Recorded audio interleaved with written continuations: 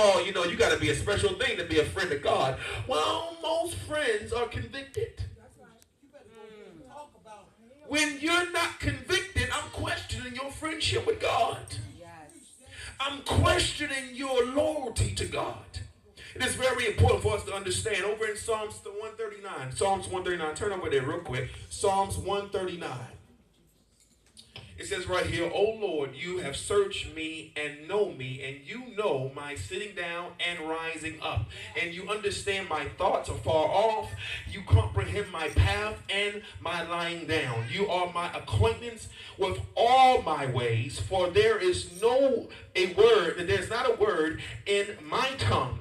It says, but behold, O Lord, you know it altogether. You have hedged me behind and before, and lay your hand upon me. No such knowledge is too wonderful for me. He says, it is high, I cannot obtain it. Where can I go from your spirit? You can't even leave. This is where David becomes depressed. Now right here he understands, oh, where can I flee from your presence?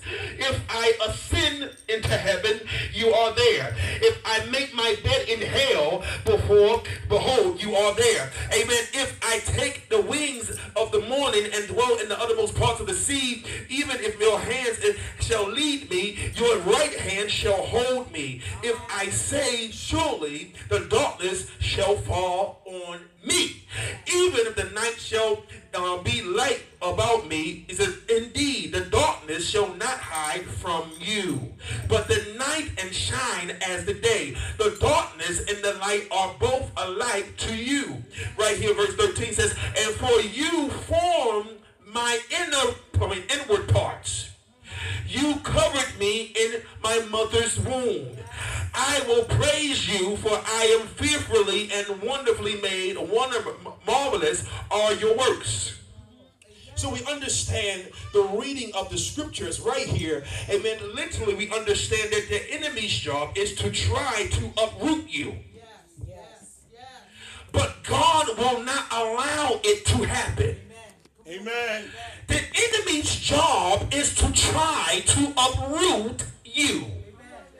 I wish I could talk to somebody here. In other words, we serve a God who completes before he starts. So God completes before he even starts. So the enemy's job is to uproot you. All right? Now right here, we understand. So all of the people that want you to perish or to drop dead, God will set up a standard for you. He's going to make sure at the end of the day that God is going to make sure he raise up a standard. Why? Because forces is trying to come up against you to uproot you. Are you hearing what I'm saying? So it's very important for us to understand that so many of us have been through spiritual attacks from early, I will call it traumatic psychological experiences. That's a good one. Watch this now. There is an importance of unconscious that contains our decision making. Because we get caught up with decision making. We make decisions based off of the condition of where we are literally sitting at. So right here we understand there is a battle between the conscious and the unconscious. All right. So there is a psychological research illustrated by an interesting array of supporting evidence regarding three concepts. We understand that there is perception, there is decision making, and there is the influence of others on our behavior. Are y'all hearing me now? I want y'all to write this down. Perception, decision making, and the influence of others on our behavior. And so there is a two-tired brain, referring to the interplay between the conscious and the unconscious. Are you hearing me? And so a lot of these play a crucial part within our feelings and our judgments and our behavior.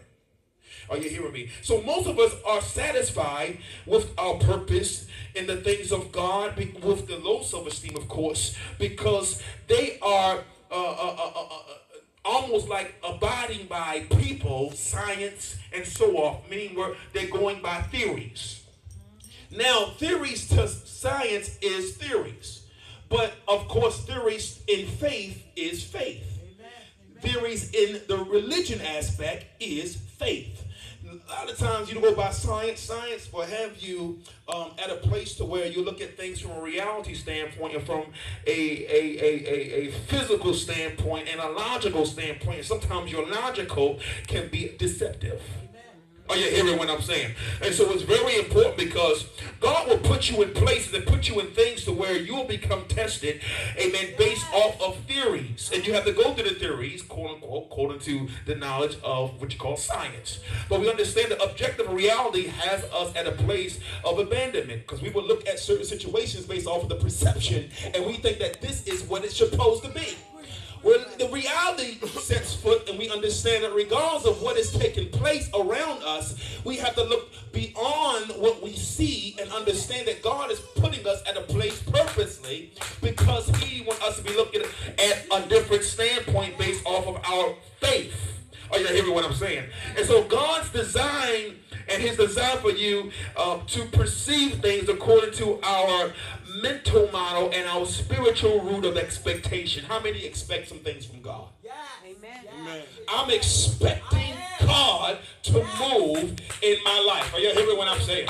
I'm expecting God to shift on my behalf. Are you hearing me? What we see carries a lot on how we receive our blessings and deliverance. What you see. Right. What you see plays a lot on your deliverance. And so oftentimes when we're going through, it hurts because nothing good comes from out of where we are. And it seems like some folk, they believe so much, things just happen in their life because their faith is at a place to receive. And so God wants us at a place so we can be able to receive and understand that deliverance comes for those that believe they're going to be delivered. Amen. Are you hearing what I'm saying? It is very important to understand. Now, I want to tell you something real quick. I'm going to show y'all something real quick. Cue verbal content is important of spiritual communication. Then non-verbal content. Let me say that one more time so folk can begin to understand the revelation of what I'm saying. The cue verbal content is important of a spirit I would call the verbal concept of content is very important than the non-verbal. Oh, you understand what I'm saying? I'm gonna get somewhere with this. Verbal content is stronger than what we will call the non-verbal content because verbal content is the root. I'm about to go somewhere with this. Right here now. Over in 1960, there was a poor rating in the viewers that gave Richard Nixon after his televised debate with John F. Kennedy. Now we understand right here that they was listening at the debate by radio and understand that Nixon was clearly the winner, while those who watch on television, right, gave the edge decisively to the younger, photogenic Kennedy. Clearly, the man won by radio based off of what they heard. But people's perception of what they call winner was based off of how someone looks. Are y'all hearing what I'm saying? So they based their winner off of Kennedy on how they see because of what appears to be. So what I'm telling you right now is that some people are going through certain situations and it looks like it appears that you're losing. Come on. It appears that you're not going to win. It appears that some folk or some things that come along in your life that try to speak negative, or you speak negative about yourself, you will begin to look at what is nonverbal, amen, as it has some significance. But I'm here to let you know that what did God speak to you verbally? What did God speak to your mind verbally? What did God prophesy over you verbally? Can you take a word, be what you can see in the picture? Can you take a word, then you can see what the actual what you're seeing. Are you hearing what I'm saying? In other words, can you believe the report of the Lord? Right. Or you want photogenic folk? So the appearance of nonverbal cues has more of an influence in this generation. So God is flipping the script. He's saying, man, can you believe? I'm going to put you in situations so you have no choice but to believe me.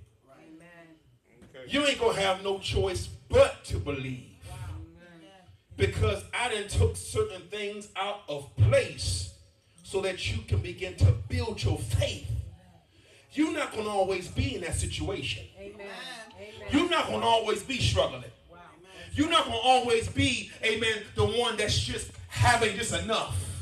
Amen. You're not just going to be sitting there struggling all your life. It is a reason why you're going through the things that you're going through. It is to build your most holy faith up.